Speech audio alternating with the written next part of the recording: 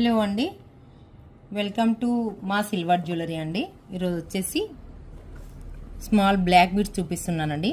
And Lakshmidevi and సీజెడ్స్ and rubies కాంబినేషన్తో వస్తుంది, విత్ పల్స్తో వస్తుంది.